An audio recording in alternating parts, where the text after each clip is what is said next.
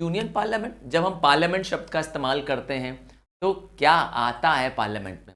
तो पार्लियामेंट में दोनों हाउस, लोकसभा, राज्यसभा और प्रेसिडेंट, तीनों तीनों को इंक्लूड कर देते हैं, हमारी पार्लियामेंट बन जाती है। ध्यान ये देना है कि जब हम पार्लियामेंट शब्द का इस्तेमाल कर रहे हैं तो एक आपको राउंड सी बिल्डिंग दिखाई देने लगती है ना?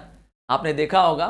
और ये राउंड सी बिल्डिंग जो हमारी पार्लियामेंट है, हमारे देश की लॉ मेकिंग बॉडी है। हाँ, लॉ मेकिंग बॉडी है। देश में 3 बॉडीज होती हैं। पहली लेजिस्लेटिव बॉडी जो होती है वो देश के लिए लॉ बनाती है। दूसरी होती है एग्जीक्यूटिव। हाँ, एग्जीक्यूटिव जो इस लॉ को एग्जीक्यूट कराती है, इंप्लीमेंट कराती है। और तीसरी बॉडी होती है जुडिशियरी। यही हमारे सिविक्स का भी सिलेबस है। हम पढ़ने वाले हैं लेजिस्लेटिव। ये यूनियन पार्लियामेंट कुछ और नहीं है, यूनियन लेजिस्लेचर है, हमारी लॉ मेकिंग बॉडी है। पूरे देश में जो आप कानून देख रहे हैं, हाँ, कौन बना रहा है? यही बना रही है पार्लियामेंट। तो पार्लियामेंट इसको रिप्रेजेंट करती है। पार्लियामेंट बॉडी ऑफ पीपल है, आम जनता को रिप्रेजेंट करती है। देश का सुप्रीम पावर इसके पास है। क्यों कह रहा हूं सुप्रीम पावर? क्योंकि याद रखिएगा, हम डेमोक्रेटिक कंट्री हैं और डेमोक्रेसी में पावर विद द पब्लिक होता है, पावर विद द पीपल होता है। लोग तय करते हैं कि उनको रूल कौन करेगा। हम डिसाइड करेंगे कि हमें कौन रूल करेगा। कैसे? वोट से डिसाइड करेंगे। ठीक है, तो power lies with the people. आइए, एक वर्ड आता है फेडरल सेटअप या फेडरल फॉर्म ऑफ गवर्नमेंट। तो क्या इंडिया फेडरल गवर्नमेंट है? क्या इंडिया में फेडरल गवर्नमेंट है? कैसी होती है फेडरल गवर्नमेंट? आइए इसको समझते हैं। तो फेडरल एक ऐसा सेटअप ऑफ गवर्नमेंट होता है, एक सिस्टम होता है गवर्नमेंट का, जहां पर पावर जो होते हैं वो डिवाइडेड होते हैं सेंटर के बीच में और स्टेट के बीच में। इसका मतलब है ऐसे देश में जहां फेडरल सिस्टम है वहां सेंट्रल गवर्नमेंट भी होगी, स्टेट गवर्नमेंट भी होगी, पर इन दोनों के पास अपने अपने पावर होंगे। अब यूपी की बात करता हूं। हाँ, मैं यूपी जिसमें मैं रहता हूं। हाँ, तो यूपी के पास जो पावर है वो यूपी की बाउंड्रीज के अंदर अप्लाई करेंगे।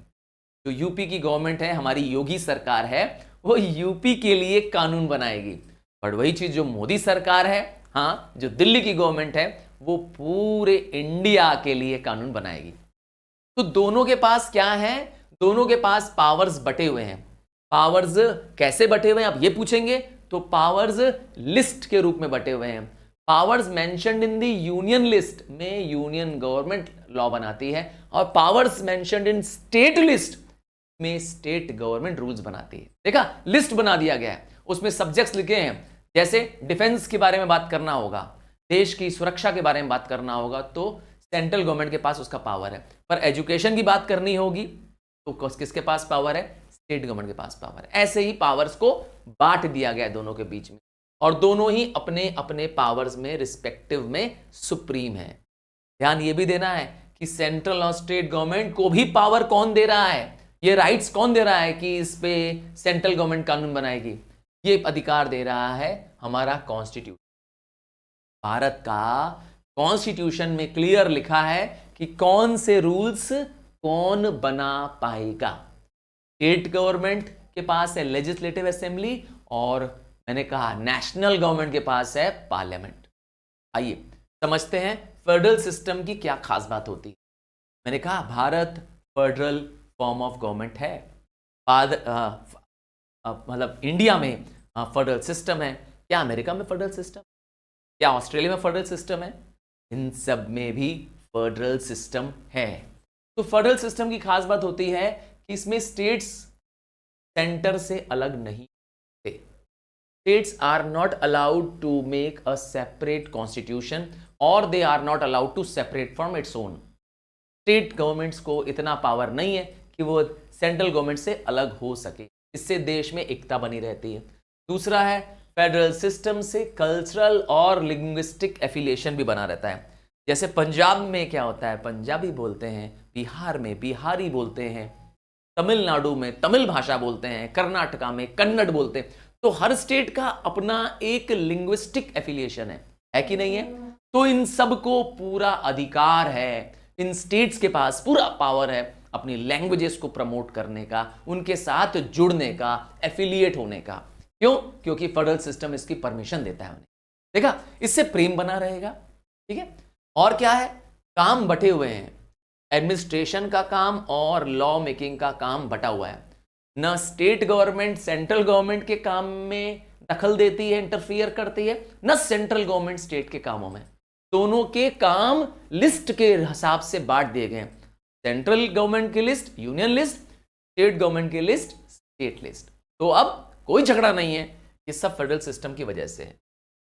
आइए कुछ और भी समझ लेते हैं, जिसमें हम अब स्टार्ट कर रहे हैं लोकसभा के बारे में। मैं जितना भी आपको एक्सप्लेन कर रहा हूं, ये अगर आपने समझ लिया, सेल्फ नोट बना लिया, समझ लीजिए सिविक्स इज डन। तो Lok Sabha is house of people, और यहां पर जो मिनिस्टर्स होते हैं, मेंबर्स होते हैं, उनको directly people of the India elect करते कहते हैं। यूनिवर्सल एडल्ट फ्रेंचाइज, हर वो 18 साल या उससे अधिक का व्यक्ति लोकसभा के मेंबर को चुनता है। अच्छा, लोकसभा के मेंबर्स का टर्म कितना है? तो टर्म है 5 ईयर। क्या 5 ईयर से पहले नहीं निकाला जा सकता है? निकाल सकते, रिमूव कर सकते हैं, पर कब? अगर लोकसभा डिसॉल्व हो जाए तो। लोकसभा डिसॉल्व हो सकती है किसके कहने पे? प्राइम मिनिस्टर के कहने पे। Prime minister is the head of the Lok Sabha. कौन होता है? हेड होता है लोकसभा का। वो अगर क्या कर दे, प्रेसिडेंट को कहे कि लोकसभा को डिसॉल्व कर दो, तो प्रेसिडेंट क्या करेगा? लोकसभा को भंग कर देगा। और फिर क्या होगा?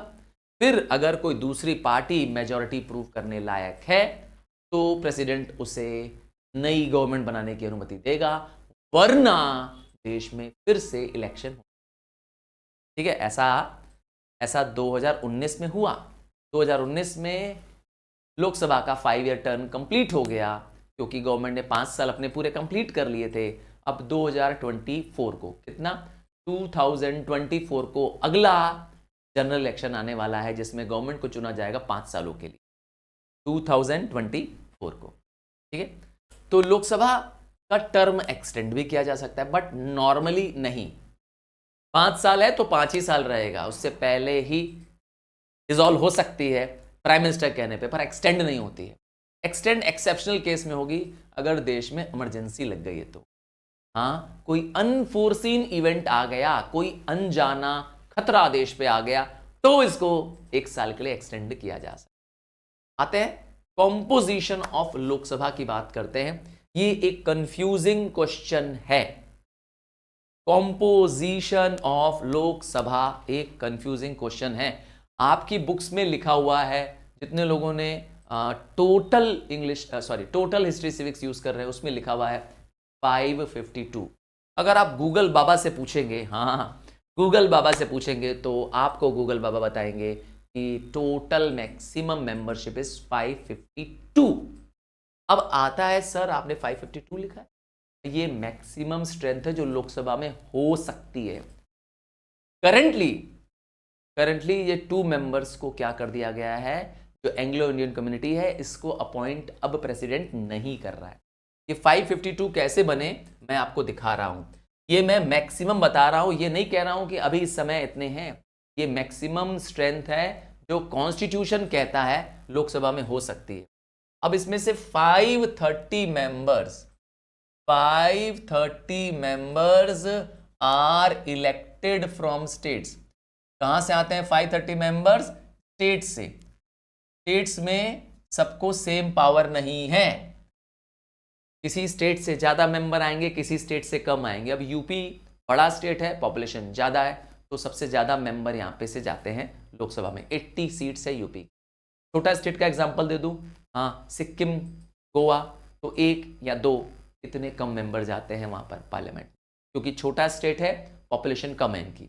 तो 530 मेंबर्स जाते हैं स्टेट से, 20 मेंबर्स जाते हैं elected from union territories. Union territories आपने नाम सुना होगा, दमन एंड दीव, पांजी, नाम सुना है ना, लक्षद्वीप, कावेरी, ये सब जो यूनियन गवर्नमेंट के अंडर में टेरिटरीज आती हैं, उनमें से 20 मेंबर्स आते हैं और 2 मेंबर्स एंग्लो इंडियन कम्युनिटी के नॉमिनेटेड होते हैं। नॉमिनेटेड कितने? 2 members are nominated by president, किसके? एंग्लो इंडियन कम्युनिटी के, AIC के। तो बन गए 552, 552। पर मैंने बार बार बोला कीवर्ड क्या है? What is the maximum strength of Lok Sabha as per the constitution, यही है मैक्सिमम स्ट्रेंथ। और अब मैंने कहा इसका एक्सप्लेनेशन में आप लिख देंगे कि 2 मेंबर जो है वो अब प्रेसिडेंट अपॉइंट नहीं कर रहा है by a law of the parliament that has been excluded. अच्छा, क्या हर राज्य को बराबर सीट है? जवाब है नहीं। सीट किस पे डिपेंड करती है? स्टेट्स की सीट डिपेंड करती है स्टेट्स के पॉपुलेशन। इसका मतलब है जो स्टेट बड़ा होगा, जहां पॉपुलेशन ज्यादा होगी, उसको ज्यादा सीट मिलेगी। जैसे यूपी बड़ा स्टेट है तो यूपी से 80 मेंबर्स लोकसभा में जाते हैं। यूपी 80 लोगों को चुनता है मेंबर ऑफ पार्लियामेंट बनने के लिए। हाँ, मैं वाराणसी से हूं, तो वाराणसी में हमारे प्राइम मिनिस्टर चुने गए हैं। नरेंद्र दामोदर दास मोदी यहीं वाराणसी से इलेक्टेड है as a member of parliament. समझ गए? हर शहर से इस तरह से इलेक्ट हो रहे होंगे। सिक्किम की बात करें, एक छोटा स्टेट है, गोवा छोटा स्टेट है। सिक्किम से 1 मेंबर सिर्फ जाते हैं लोकसभा में, गोवा से 2 मेंबर जाते हैं लोकसभा में, क्योंकि ये छोटे स्टेट है, पॉपुलेशन इनमें कम है। नेक्स्ट आता है क्वालिफिकेशन। ये तो मुझे लगता है आपको पता है, बट मैं कुछ अनोखी और अनजानी बात बताने वाला हूं इस क्वालिफिकेशन के बारे में। चलिए, जो पता है बात वो बताता हूं पहले। तो आपको पता है कि कोई भी व्यक्ति जो भारत का नागरिक होगा, सिटीजन ऑफ इंडिया होना चाहिए। दूसरा, नॉट लेस देन 25 ईयर्स, 25 साल से कम नहीं होना चाहिए। मतलब कोई व्यक्ति 22 साल का है, 22 ईयर्स का है, क्या वो लोकसभा का इलेक्शन लड़ सकता है? वोट चुनाव में खड़ा हो सकता है? जवाब है नहीं। कितनी मिनिमम एज होनी चाहिए? 25। ठीक है। अब आता है उसका नाम, जो इलेक्शन में खड़ा होना चाहता है, जो भी व्यक्ति, मान लेते हैं कि तुम्हारे मम्मी नहीं, तुम्हारे पापा इलेक्शन में खड़े होना चाहते हैं, मंत्री बनना चाहते हैं। ठीक है। अब क्या उनका नाम इलेक्टोरल रोल्स में है कि नहीं है? सर, इलेक्टोरल रोल क्या होता है? इलेक्टोरल रोल्स का मतलब होता है वोटर लिस्ट। ये क्या होता है? वोटर लिस्ट क्या होता है? वोटर लिस्ट वो होता है जिससे पता चलता है कि ये इस जगह से वोट दे सकते हैं। जिस जगह आप रहते हैं, जिस शहर में आप रहते हैं, जिस मोहल्ले में रहते हैं, वहां पर आपके वोटर के लिस्ट में आपका नाम होना चाहिए। तो आपका नाम इलेक्टोरल रोल्स में होना चाहिए। हाँ, मतलब मैंने कहा तुम्हारा तो नहीं हो पाएगा क्योंकि तुम लोग अभी 18 साल के नहीं हो, क्या कहते हो? पर तुम्हारे पेरेंट्स डेफिनेटली हो सकते हैं। तो इसीलिए मैंने कहा कि अगर तुम्हारे पेरेंट्स चुनाव लड़ना चाहते हैं तो उनका नाम किस में होना चाहिए? इलेक्टोरल रोल्स में होना चाहिए, वोटर लिस्ट में होना चाहिए। और ख़ास बात क्या है? हाँ, ये अनोखी बात है, अलग बात है जो आपको ध्यान देनी है, वो इनसॉल्वेंट नहीं होने। सर, ये इनसॉल्वेंट क्या होता है? इनसॉल्वेंट का हिंदी वर्ड होता है दिवालिया। दिवालिया शब्द का मतलब होता है ऐसा व्यक्ति जो अपने डेप्ट्स को, अपने लोन को, अपने कर्ज को नहीं रिपे कर पा रहा है, उसकी जो फाइनेंशियल रिक्वायरमेंट है वह पूरी नहीं कर पा रहा। फॉर एग्जाम्पल, उस व्यक्ति ने लोन ले रखा है और वह लोन चुका नहीं पा रहा है, दिवालिया घोषित कर दिया है, अपने आप को कंगाल घोषित कर दिया है। ऐसा व्यक्ति नहीं, ऐसा व्यक्ति मेंबर ऑफ पार्लियामेंट नहीं था। ठीक है, लोकसभा के लिए इलेक्ट नहीं हो सकता। दूसरा, he should not hold any office of profit. Office of profit शब्द का मतलब है कि उसे किसी लाभ के पद पर नहीं होना चाहिए। अब लाभ का पद क्या है? पहले से ही वो बैंक का मैनेजर है, गवर्नमेंट के बैंक का मैनेजर है, प्राइवेट का नहीं, गवर्नमेंट के बैंक का मैनेजर है। पहले ही उसके पास कोई गवर्नमेंट का कोई बड़ा पोस्ट उसके पास हासिल है, तो वो चुनाव ये में यस डिस्क्वालीफाई हो जाएगा। ठीक है ना। पहले उसको क्या करना पड़ेगा? पहले उसको उस प्रॉफिट के पद को छोड़ना पड़ेगा। समझ गए? He should not be a proclaimed criminal. उसे कोई अपराधी नहीं होना चाहिए। प्रोक्लेम्ड मतलब होता है घोषित। क्या नहीं होना चाहिए? वो पहले से ही घोषित अपराधी है, उस पर इनाम घोषित है ना, थाने पे उसका फोटो लगा हुआ है ना, पुलिस स्टेशन में कि वांटेड, अपराधी है ये, इसको 6 महीने से भागा हुआ है। नहीं नहीं, ऐसे व्यक्ति को हमारे देश में अलाउड नहीं है। याद रखिएगा, हर वो व्यक्ति जो जेल में बंद है उसको कानून नहीं रोक रहा है, बट वो वांटेड है, प्रोक्लेम्ड है, हाँ, लॉ कोर्ट द्वारा पर मुकदमा चल चुका है, उसे सजा दी जा चुकी है, वो नहीं कर सकता, वो नहीं लड़ सकता। ठीक है, और क्या खास बात है? He should be of unsound, he should be of sound mind. Crack नहीं होना चाहिए, क्रैक मतलब समझ गए, हाँ, क्रेजी नहीं होना चाहिए, पागल उसे नहीं होना चाहिए। क्या अपोजिट कर दें तो, क्वालिफिकेशन का उल्टा कर दें तो, क्वालिफिकेशन तो आपको मेंबर बनाती है, डिस्क्वालिफिकेशन आपको मेंबर बनने से रोकती है। क्या क्या होगा कि आप डिस्क्वालिफाइड हो जाएंगे? क्या उल्टा कर दो, ऑफिस ऑफ प्रॉफिट कोई होल्ड कर रखा है उसने, हो सकता है कोर्ट ने उसे डिक्लेयर कर रखा है कि ये दिमाग से ठीक नहीं है, हो सकता है ये इंसॉल्वेंट ही व्यक्ति क्यों ना हो सकता है वो दिवालिया हो। तो इन सब केसेस में जब वो क्वालिफिकेशन की उल्टी बात करेंगे तो बन जाएगा डिसक्वालिफिकेशन। ठीक है ना, हो सकता है वो भारत का नागरिक ही ना हो, नहीं बन सकता। ठीक, कब कब उसकी सीट वेकेंट हो जाएंगी, कब कब उसकी सीट वेकेंट हो जाएगी। हाँ, क्या हम उसकी सीट खाली वेकेंट मतलब करा सकते हैं? जवाब है हाँ भाई, क्यों नहीं कर सकते हैं उसकी सीट वेकेंट। सीट्स लोकसभा के मेंबर की वेकेंट होती है जब, या राज्यसभा की, जब वो क्या करे, खुद रिजाइन कर, क्योंकि ध्यान दीजिएगा मेरी बात को, क्योंकि लोकसभा का मेंबर है, तो लोकसभा के मेंबर को रिजाइन करने के लिए किसको लिखना पड़ेगा? Whom should the member of Lok Sabha address to resign? बताओ, आपको बताना है, तुमको बताना है, किसको वो लिखेगा अपना रेजिग्नेशन लेटर? अपने मम्मी पापा को लिखेगा, प्रधानमंत्री को लिखेगा, स्पीकर को लिखेगा, प्रेसिडेंट को लिखेगा? बताइए, whom he has to write the letter? चलिए, मैं वेट कर रहा हूं आपके कमेंट का। तो प्राइम मिनिस्टर, नहीं, मैंने जवाब नहीं दिया। पार्लियामेंट क्या करती है? पार्लियामेंट में अगर उसने रिजाइन दे दिया तो उसकी सीट खाली हो सकती है, और या तो वो पार्लियामेंट में क्या कर रहा है, 60 दिन से अधिक एब्सेंट रह रहा है। हाँ, मीटिंग बुलाई जा रही है, मीटिंग में आ नहीं रहे हैं, तो मीटिंग में नहीं आ रहे हैं, तो आपका क्या हो जाएगा, आपकी सीट वेकेंट हो जाएगी। समझ गए? कितना दिन है, टाइम याद कर लीजिए, एमसीक्यू बन सकता है 3 डेज। नेक्स्ट, या तो वो खुद ही क्या करे, गिव अप कर दे अपनी सीट, जिस क्षेत्र से चुनाव जीता था, हाँ, वहां पर अपनी सीट क्या करे, छोड़ दे, कहे कि ये हम सीट नहीं लेना चाहते, काम खत्म, एक तरह से कहे तो रिजाइन कर। आता है प्रोसीजर्स इन द पार्लियामेंट, थोड़ा सा इंपॉर्टेंट टॉपिक है, प्रोसीजर इन द पार्लियामेंट, इस पर बेस्ड क्वेश्चन बनना है, ध्यान से सुनिएगा।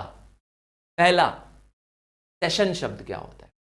जैसे तुम लोग का एक सेशन लगता है टीचर्स द्वारा, हाँ, कभी टीचर्स तुम लोग के साथ सेशन लगाते हैं कि चलो आज हम लोग सेंट्रल हॉल में इकट्ठा होते हैं, या किसी हॉल में इकट्ठा होते हैं, और आज तुम लोग का कह सकते हैं कि सेलेक्ट करना है तुम्हें स्ट्रीम, तो इसके लिए तुम लोग का सेशन लगाते हैं, एक काउंसलिंग सेशन लगाते हैं। ऐसा हुआ था तुम लोग का? हाँ, सेशंस जब एक मीटिंग हॉल में गैदर होते हैं लोग, तो उसे कहते हैं, ताकि हम उस पर डिस्कस कर सकें। तो पार्लियामेंट भी काम क्या करती है, सेशंस के थ्रू करती है। प्रेसिडेंट के पास पावर होता है कि वो सेशंस ऑफ द पार्लियामेंट को कॉल कर सकता है। किसके पास पावर है? प्रेसिडेंट के पास है।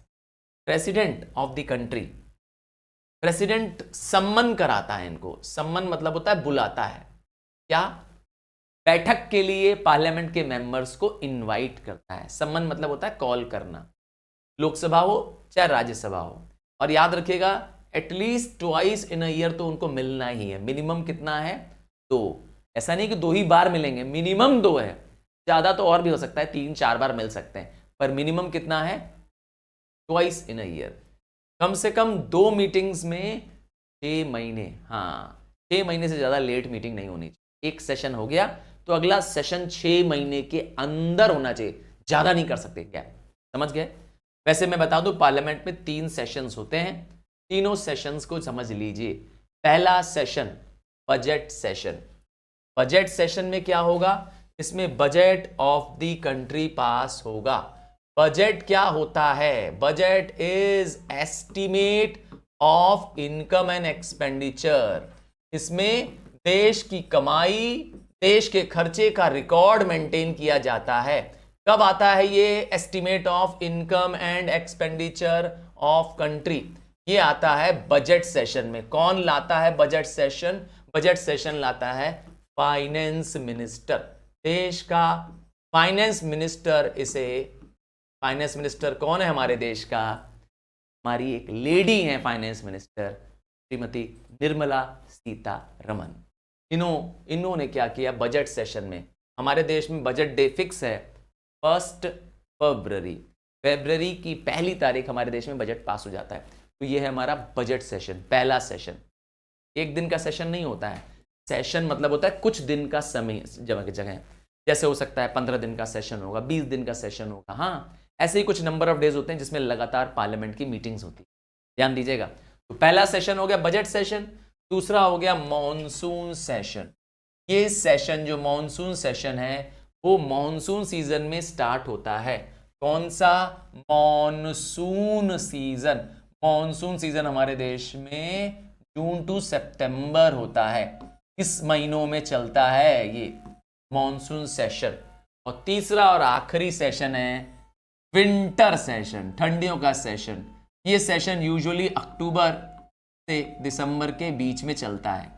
हाँ, ये डेट नहीं है कि अक्टूबर में ही हर बार होगा, पर ये प्रोबेबल टाइम है इस बीच में विंटर सेशन। तो साल में 3 बार पार्लियामेंट की मीटिंग्स बुलाई जाती हैं, जिसमें लोकसभा और राज्यसभा के सारे मेंबर्स को प्रेसिडेंट इनवाइट करता है।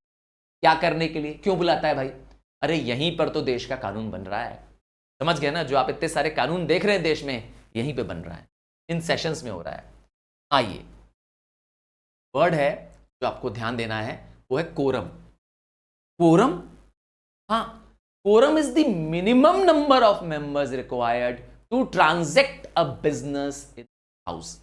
सर इसका इतना डिफिकल्ट का मीनिंग, अरे भाई पार्लियामेंट की अब मीटिंग बुला रहे हैं, अब कुछ ही मेंबर्स चले आए, रात को पार्लियामेंट की मीटिंग बुलाई गई और कुछ ही मेंबर 10-20 मेंबर चले आए और मीटिंग में कानून बना दिया गया कि अब ये देश का नया कानून होगा। तो जवाब है ये तब तक कानून नहीं माना जाएगा जब तक कोरम मौजूद ना हो। कोरम शब्द का मतलब है कि मिनिमम नंबर्स ऑफ मेंबर्स जिनके प्रेजेंस के बाद ही पार्लियामेंट की मीटिंग कराई जा सकती है, वरना आज का सेशन एडजर्न। ये स्पीकर के ऊपर जिम्मेदारी है कि वो चेक करे कि कम से कम 1/10 मेंबर हाउस में मौजूद हो। एक एग्जांपल से समझाता हूं, एक एग्जांपल से समझते हैं। अब लोकसभा का कोरम की बात करते हैं।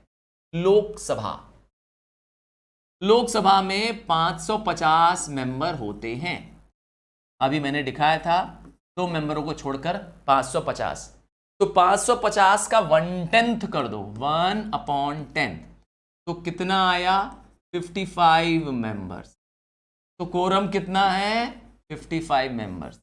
इसका मतलब हुआ कि 55 मेंबर्स अगर कम से कम होंगे पार्लियामेंट की किसी मीटिंग में तो ही कोई बिजनेस किया जा सकता है। बिजनेस मतलब है वहां पर कोई काम किया जा सकता है, कोई रूल्स बनाए जा सकते हैं, कोई लॉ पास हो सकता है। वरना कोरम नहीं है तो स्पीकर क्या करेगा, चपकी। मान लेते हैं मेंबर्स कम आए हैं, छुट्टी पे चले गए हैं, एब्सेंट हैं, आज का सेशन एडजर्न किया जाता है। समझ गए? तो no bill can be passed, कोई बिल पास नहीं होगा अगर minimum number of members present नहीं है। क्या बोलते हैं उस मिनिमम नंबर ऑफ मेंबर्स को, हम उस मिनिमम नंबर ऑफ मेंबर्स को बोलते हैं quorum.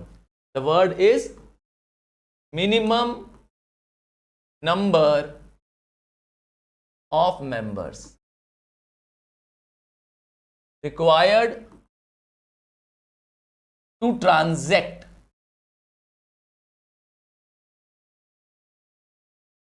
any business in the house। समझ गए? और कितना है, नंबर याद कर लीजिए कितना है। अगर पूछेगा what is the quorum, MCQ बनता है तो कोरम बोलेंगे 1/10 है। जितनी भी टोटल मेंबरशिप है 1/10 है। राज्यसभा का कोरम कितना है आप बताइए? इस 1/10 के बेसिस पे राज्यसभा का कोरम कितना होगा?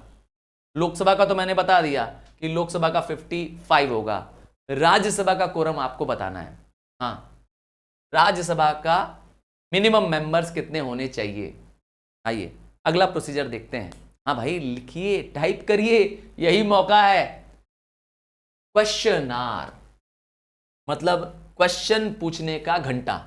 अगर हिंदी वर्ड बोलें तो प्रश्न, हाँ प्रश्न पूछने का समय, प्रश्न पूछने का घंटा। ये कैसा घंटा होता है? पार्लियामेंट में वो टाइम जब एक मेंबर, कोई भी पार्लियामेंट का मेंबर क्या कर सकता है? क्वेश्चन पूछ सकता है। हाँ, मेंबर्स ऑफ द पार्लियामेंट के पास पावर है कि वो सरकार से क्वेश्चन पूछ सकता है कि बताइए आपने ऐसा क्यों किया। हाँ, जैसे रेलवे की टिकट महंगी हो गई है तो पार्लियामेंट के मेंबर्स रेलवे मिनिस्टर से पूछेंगे बताइए रेलवे की टिकट का दाम आपने क्यों बढ़ा दिया है, और उसको जवाब भी देना पड़ेगा। समझ गए ना? तो ये राइट है मेंबर्स का, ये उनका हक है। क्या हक है? कि वह क्वेश्चन पूछ सकते हैं सरकार से। इस राइट का एक स्पेशल नाम है राइट ऑफ इंटरपेलेशन। क्या? Right of interpellation. मेंबर्स को पार्लियामेंट के मेंबर से, अदर मेंबर्स के पास पावर है, पूछ सकते हैं। और जब पार्लियामेंट का पहला ही घंटा शुरू होता है, फर्स्ट आवर, ध्यान से सुनिएगा, पार्लियामेंट की मीटिंग हुई, पहले ही 1 घंटे में, हाँ पहला 1 घंटा फिक्स है, याद कर लीजिए, first hour of every working day. तो आज पार्लियामेंट के मेंबर्स आ गए हैं, 11 बज रहा है, ध्यान से सुनिएगा, 11 बज रहा है, पार्लियामेंट के सारे मेंबर्स आके बैठ चुके हैं और इस समय क्या होगा? क्वेश्चन आवर शुरू हो जाएगा। क्या चीज? क्वेश्चन आवर शुरू हो जाएगा और क्वेश्चन पूछा जाएगा मेंबर्स ऑफ पार्लियामेंट। हाँ, जो अपोजिशन वाले हैं क्वेश्चन पूछेंगे। अब किस तरह के क्वेश्चन पूछेंगे ध्यान से देखिएगा। क्वेश्चन के टाइप्स 3 अलाउड हैं। 3 टाइप्स ऑफ क्वेश्चंस हैं जो कि क्वेश्चन पूछे जा सकते हैं क्वेश्चन आवर में। ध्यान से सुनिएगा। पहला क्वेश्चन स्टार क्वेश्चन। स्टार, क्योंकि स्टार लगा होता है इस क्वेश्चन के आगे। क्या लगा होता है इस क्वेश्चन के आगे? हाँ, ऐसे तारा बना होता है, इसीलिए कहते हैं इसको, देखो मैंने आपके लिए स्टार बना दिया क्योंकि आप भी मेरे सुपरस्टार हो। तो स्टार क्वेश्चन कौन से होते हैं? ये वो क्वेश्चंस होते हैं जो members of the house oral answer चाहते हैं, का जवाब गवर्नमेंट को ओरल देना होता है। मेंबर्स पूछेंगे और सरकार के लोग, हाँ काउंसिल ऑफ मिनिस्टर्स के लोग उसे ओरली जवाब दे देंगे। दूसरा है अनस्टार, मतलब जिसमें स्टार नहीं बना है। ये वो क्वेश्चंस हैं जिसका उनको रिटर्न आंसर चाहिए। का मतलब है मेंबर्स क्वेश्चन पूछेंगे और कहेंगे सरकार से कि मुझे इसका लिखित जवाब दीजिए, आई वॉन्ट रिटर्न आंसर। और आप जानते हैं कि उनको लिखित देना पड़ेगा। They have to give the return answer. Next आता है शॉर्ट नोटिस क्वेश्चन। ये क्या मतलब हुआ? ये मतलब हुआ कि कई बार मेंबर्स ऑफ पार्लियामेंट क्या करते हैं, एक नोटिस देते हैं। नोटिस 10 दिन से कम की होती है। क्या? 10 डेज से कम की होती है। It is a notice shorter than 10 days. It is up to the member to accept it और reject the short notice question. इसका मतलब है किसी मिनिस्टर को, किसी मेंबर ऑफ पार्लियामेंट को अगर क्वेश्चन पूछा जाए, उन्हें दिया जाए 10 दिन का समय या उससे कम कि आप मुझे इसका जवाब देंगे, ये शॉर्ट नोटिस क्वेश्चन होगा। ठीक है, आइए अब अगला वर्ड जो इंपॉर्टेंट आ रहा है। ये सब प्रोसीजर्स ऑफ द पार्लियामेंट है, आपको बाय हार्ट आना पड़ेगा। वो वर्ड है मोशंस। पार्लियामेंट में सब कुछ होता है मोशंस के द्वारा। हाँ, यहां मोशन शब्द का मतलब है किसी भी काम को करने के लिए पहले एक प्रपोजल देना पड़ता है। हाँ, वो वाला प्रपोजल नहीं जो आप सोच रहे हैं, नहीं, मैं बात कर रहा हूं वो प्रपोजल जो कि एक मेंबर हाउस में आकर देता है। प्रपोजल मतलब होता है वह अपनी बात लोगों को पढ़कर सुनाता है। कि मैं यह कानून बनाना चाहता हूं, मैं यह राय देना चाहता हूं। सामने वाले से हां की उम्मीद करने पे अगर आप किसी को कुछ कहते हैं, उसे कहते हैं प्रपोजल। दिमाग कहीं और मत लगाओ, यहां लगाओ। तो मोशन क्या है? एक प्रपोजल है जो एक मेंबर ऑफ द हाउस देता है किसी इंपॉर्टेंट मैटर पर, किसी पब्लिक के मैटर पर, जिस पर वह डिस्कशन चाहता है और चाहता है इस पर बातचीत हो, इस पर सामने की तरफ से हां आए, डिस्कस किया जाए इस पर। इसे कहते हैं मोशन।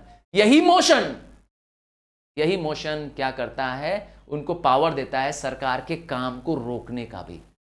हाउस में किसकी बात चलेगी, किसकी बात सुनी जाएगी, ये मोशन डिसाइड करेगा। ठीक है, तो मेंबर्स चाहें तो गवर्नमेंट को आकर्षित कर सकते हैं, गवर्नमेंट का ध्यान अपनी तरफ ला सकते हैं मोशन लाकर। आइए, कौन कौन से मोशन ला सकते हैं, कौन कौन से मोशन आ सकते हैं? सबसे पहला मोशन है, सबसे कॉमन मोशन है एडजर्नमेंट मोशन। किसी को एडजर्न करना मतलब थोड़ी देर के लिए काम रोक देना। हाँ, थोड़ी देर के लिए काम बंद, एडजर्न, आज ये काम नहीं करेंगे। तो काम को रोक करके किसी और विषय पे डिस्कस करने को कहते हैं एडजर्न कर देना। ये अलाउड है। हाँ, पार्लियामेंट की मीटिंग चल रही है, मीटिंग में कोई इंपॉर्टेंट डिस्कशन चल रहा था, अचानक इसको रुकवा दिया गया और किसी दूसरे मैटर पे डिस्कशन शुरू, इसका नाम है एडजर्न। चलो देखिए कब होता है। तो एक एक्स्ट्रा ऑर्डिनरी प्रोसीजर है ये। क्या वर्ड है ये? नॉर्मल नहीं है। काम को बीच में रोकना, ये एक एक्स्ट्रा ऑर्डिनरी प्रोसीजर है जिसमें हम डिस्कस करते हैं किसी अर्जेंट पब्लिक ओपिनियन को। क्या? कोई अर्जेंट पब्लिक ओपिनियन आ गया, पार्लियामेंट की मीटिंग चल रही है, इसी मीटिंग के दौरान एक बड़ा रेल हादसा हो गया, एक रेलगाड़ी पलट गई और 200 यात्री मारे गए। अब ये एक बड़ा मुद्दा बन जाएगा, पार्लियामेंट का सेशन चल रहा है। तो अपोजिशन मिनिस्टर्स अगले दिन, जिस दिन ये घटना घटी कि अगले दिन क्या होगा, पार्लियामेंट का काम रुकवा देंगे कि पहले रेलवे मिनिस्टर को बुलाया जाए, मुझे उससे जवाब चाहिए, बताइए ये रेलगाड़ी कैसे पलटी, कैसे इतने लोग मर गए, क्या कर रहे हैं आप लोग। तो मालूम है कि नहीं, रेलवे मिनिस्टर को जवाब देना पड़ेगा। सारा काम बीच में रुक दिया जाएगा, जो भी मीटिंग चल रही थी, जो भी डिस्कशन चल रहा था इससे पहले तक, वो बंद हो जाएगा अचानक। जी हां, वरना क्या करेंगे अपोजिशन वाले? आपको काम ही नहीं करने देंगे। हाँ, मिनिस्टर्स को काम नहीं करने देंगे जब तक इस पे डिस्कशन ना हो जाए, सरकार इस पे जवाब ना दे दे। देखा? तो कभी कभी क्या होता है, कोई अर्जेंट पब्लिक ओपिनियन पर बात करने के लिए जो उनका नॉर्मल बिजनेस चल रहा होता है उसको छोड़ना पड़ता है। अर्थात नॉर्मल जो काम चल रहा था, नॉर्मल जो डिस्कशन और चल रहे थे, उसको बीच में अचानक फुल स्टॉप, रोको। ठीक है, ऐसा मोशन कब कब अलाउड है? जब कोई लार्ज स्केल डेकोइटी हो जाए, कोई बड़ा डेकोइटी, कोई हमला हो जाए, किसी बैंक को लूट लाट लिया जाए, यहां कोई हो सकता है कोई बड़ा नेचुरल डिजास्टर आ जाए, कोई अर्थक्वेक आ जाए, कोई सुनामी आ जाए और बड़े इलाके को डूब डाब जाए, मर जाए बहुत सारे लोग। तो उस केस में पार्लियामेंट की मीटिंग रोक दी जाएगी। और क्या होगा? कोई बड़ा कम्युनल टेंशन हो जाए, कहीं राइट्स हो जाएं, दंगे हो जाएं। मैंने एग्जांपल दिया अभी थोड़ी देर पहले, रेलवे का एक मेजर एक्सीडेंट हो गया है, एडजर्नमेंट मोशन होगा। कौन कराएगा एडजस्टमेंट मोशन? एडजर्नमेंट मोशन कौन लाएगा? मैंने कहा वो मेंबर्स जो काउंसिल ऑफ मिनिस्टर्स नहीं है भाई, हमेशा अपोजिशन वाले ही लाएंगे, ये सब काम करेंगे, काम सरकार का रुकवाना चाहते हैं क्योंकि, और वो सरकार से फिर क्वेश्चन करेंगे, चल तू बता तू क्या कर रहा था। हाँ, पार्लियामेंट के जो मिनिस्टर्स हैं, काउंसिल मिनिस्टर्स, उनको जवाब देना पड़ेगा। समझ गए? आइए, दूसरा और बहुत इंपॉर्टेंट मोशन जिसे हमको याद करना है, ये मोशन सबसे इंपॉर्टेंट मोशन है। सारे मोशनों में सबसे बड़ा मोशन नो कॉन्फिडेंस, इसे कहते हैं अविश्वास। हाँ, ये अविश्वास क्या होता है? कई बार, ध्यान से सुनिएगा, कई बार जो मिनिस्ट्री फॉर्म हुई है, मिनिस्ट्री कौन बनाता है? मिनिस्ट्री बनाती है मेजॉरिटी पार्टी। जिस पार्टी के पास ज़्यादा नंबर ऑफ सीट्स है, मैक्सिमम नंबर ऑफ सीट है, वो मेजॉरिटी पार्टी होती है, उसी का प्राइम मिनिस्टर भी होता है। तो कभी कभी अपोजिशन वाले क्या करते हैं, मिनिस्टर के खिलाफ नो कॉन्फिडेंस जाहिर करते हैं, एक प्रपोजल देते हैं। क्या देते हैं? एक प्रपोजल देते हैं कि हमें इस मिनिस्ट्री के खिलाफ, इस मिनिस्टर के खिलाफ भरोसा नहीं है, यह मिनिस्टर क्या है, धोखेबाज है, इसने बेईमानी की है देश के साथ। कोई भी मिनिस्टर हो सकता है, वो रेलवे मिनिस्टर हो सकता है, फूड मिनिस्टर, उसके खिलाफ वो लोग प्रपोजल देते हैं। हाँ, लोकसभा में वो प्रपोजल देते हैं। याद रखिएगा, लोकसभा में ही नो कॉन्फिडेंस मोशन पास हो सकता है। लोकसभा का ये एक्सक्लूसिव पावर है, स्पेशल पावर है। राज्यसभा के पास ये पावर नहीं है। क्या पावर है? कि वह नो कॉन्फिडेंस मोशन पास कराएंगे।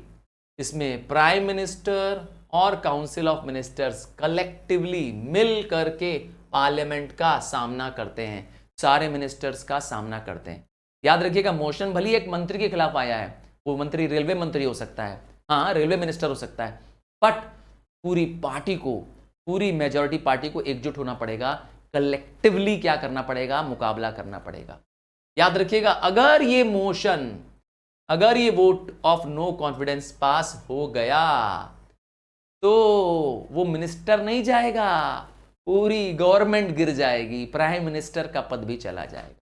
तो वोट ऑफ, जो मोशन ऑफ नो कॉन्फिडेंस है, इसको मूव कराने के लिए अपोजिशन को कम से कम 50 मेंबर चाहिए होते हैं। एमसीक्यू, हाँ जब एमसीक्यू कहता हूं तो समझ जाओ एक क्वेश्चन बन रहा है MCQ. Minimum number of members required to propose a no confidence motion. तो कितने लोग चाहिए? 50। 50 से कम मेंबर कहेंगे कि मैं नो कॉन्फिडेंस पे बिलीव करते, नहीं पास होगा। ठीक है, सबसे पहले इस पे क्या होता है, डिस्कशन होता है, एंड देन इस पे वोट होता है। याद रखिएगा, नो कॉन्फिडेंस का वोट अगर पास हो गया, सारी गवर्नमेंट का बट्टाधार हो गया। क्या? If no confidence motion is pass, अगर पास हो गई नो कॉन्फिडेंस मोशन लोकसभा में, the entire government has to resign. कोई नहीं बचेगा, वो रेलवे मिनिस्टर नहीं, सारी मिनिस्ट्री क्या हो जाएगी, खत्म, सबका रोल खत्म। समझ गए? आइए, कई बार ऐसा भी होगा कि इसमें एडजर्नमेंट और प्रोरोगेशन भी करना पड़ेगा। आइए वर्ड समझते हैं।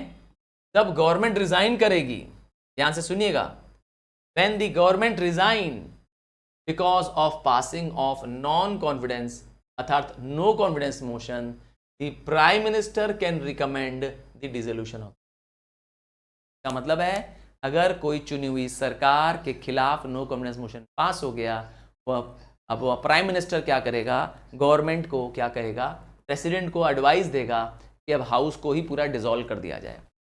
ठीक है, और प्रेसिडेंट लोकसभा को डिसॉल्व कर सकता है। ध्यान से सुनिएगा, राज्यसभा को कभी डिसॉल्व नहीं कर सकता है प्रेसिडेंट, को कर सकता है लोकसभा को। क्यों कर रहा है? क्योंकि लोकसभा में अब जो जीती हुई पार्टी थी, मेजॉरिटी पार्टी थी, उसके खिलाफ नो कॉन्फिडेंस मोशन पास हो गया है। तो उसके पास क्या अधिकार है, प्रेसिडेंट डिसॉल्व कर देगा हाउस को। कब? If there are no parties which have majority. अगर प्रेसिडेंट को लगेगा कि किसी दूसरी पार्टी के पास मेजॉरिटी चले गई है, हाँ जैसे बीजेपी से मेजॉरिटी निकल गई है और मेजॉरिटी चले गई है कांग्रेस के पास, तो वो कांग्रेस को भी मौका दे सकता है।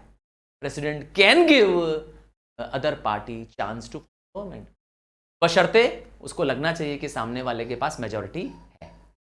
समझ गए ना?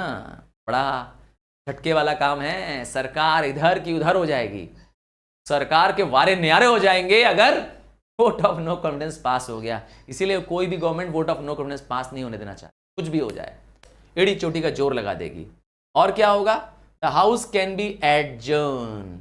एडजर्न मतलब होता है आज हाउस सस्पेंड हो गया अगर कोई एक सिटिंग या कोई एक्स मेंबर डाई हो जाए। कई बार भाई इतने मेंबर्स हैं, किसी एक मेंबर के मरने से या किसी एक्स मेंबर के मरने से हाउस को एडजर्न किया जा सकता है। एडजर्न मतलब होता है आज की मीटिंग टाल दी जाती है। हाँ, क्या मैंने बोला? आज की मीटिंग टाल दी जाती है। स्पीकर ऐसा कर, स्पीकर के पास पावर है। देखिएगा कि हाउस में बहुत कमोशन हो रहा है, आज हाउस में बहुत चिल्ला चिल्ली हो रही है, हंगामा हो रहा है, लोग चिल्ला रहे हैं। हाँ, आपने देखा होगा पार्लियामेंट का सीन, लोग चप्पल जूते तक मार देते हैं, माइक फेंक देते हैं, आपने देखा होगा पेपर फेंक देते हैं, वेल में चले आते हैं, बीच में सेंटर में चले आते हैं चिल्लाते हुए, नारेबाजी करते हुए। तो स्पीकर का डिसिप्लिन मेंटेन करता है, नहीं मेंटेन होते हैं, कहता है आज हाउस आज हाउस एडजर्न, कल मिलेंगे। ये स्पीकर के पास पावर है, ठीक है। स्पीकर नो डिसऑर्डर अगर हाउस हुआ, मतलब हाउस कामली नहीं काम कर पा रहा है, तो एडजर्न कर सकता है। और या तो when there is no quorum, जब हाउस में कोरम ही नहीं है, 1/10 मेंबर नहीं है, स्पीकर के पास पावर है कि वो एडजर्न कर दे हाउस को एडजर्न करने का पावर स्पीकर के पास है। स्पीकर कौन है? स्पीकर भाई, हाँ, name of the speaker of Lok Sabha अभी लिखो। करंट स्पीकर कौन है? हाँ, आपसे पूछा मैंने, who is the current speaker, अभी लिखो, मैं नहीं बता रहा। तो स्पीकर ऑफ द लोकसभा, जैसे क्लास में एक टीचर है, क्या देखती है टीचर स्टूडेंट्स को बैठा देती है। टीचर सामने डेस्क पे बैठी, चेयर पे बैठी होती है, बाकी सारे स्टूडेंट्स नीचे बैठे होते हैं या कहीं सामने बैठे होते हैं। वैसे ही पार्लियामेंट में भी है, स्पीकर सेंटर में बैठता है, बाकी सारे 550 मेंबर्स क्या करते हैं, उसके सामने बैठते हैं। स्पीकर अलाउ करता है कि यस आप बोलिए, स्पीकर मना कर देगा, नहीं आपकी बारी नहीं, आप बैठ जाइए, आप पूछिए। तो स्पीकर के पास पावर है किसी मेंबर को अलाउ करना, किसी को बैठा देना, मेंबर को बाहर निकाल देना अगर वो बहुत डिस्टर्ब कर रहा है। ये सारे पावर आपको टीचर की याद दिला रहे हैं, है ना। पर स्पीकर अपॉइंट कहां से होता है? स्पीकर अपॉइंट होता है फ्रॉम अमंग्स इट्स मेंबर। मतलब देश में जब जनरल इलेक्शन हुआ, क्या हुआ? जब देश में जनरल इलेक्शन हुआ तो जो मेंबर ऑफ पार्लियामेंट चुने गए वो अपने में से एक स्पीकर को चुने। Speaker is elected from amongst दी, जो इलेक्टेड मेंबर्स हैं उनमें से चुना जाता है, ठीक है। तो स्पीकर कौन है?